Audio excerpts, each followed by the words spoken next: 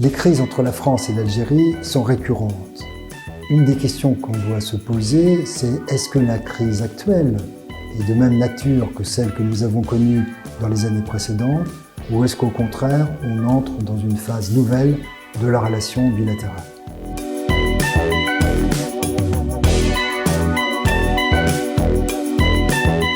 Les relations entre la France et l'Algérie ont toujours été très particulières, et ce depuis 1962. Mais aujourd'hui, elles ont été amplifiées par la crise du Sahara occidental et la reconnaissance par la France du Sahara marocain, d'où la crise actuelle.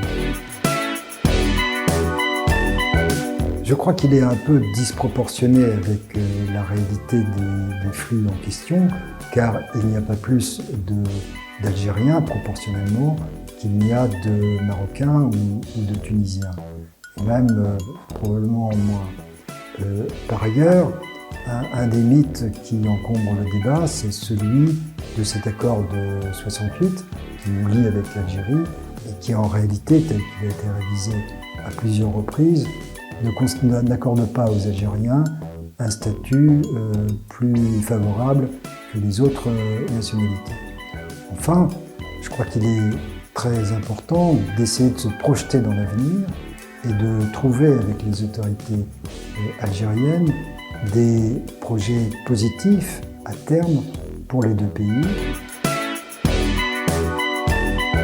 Non, je pense que nous n'avons pas adopté la bonne stratégie depuis juillet dernier.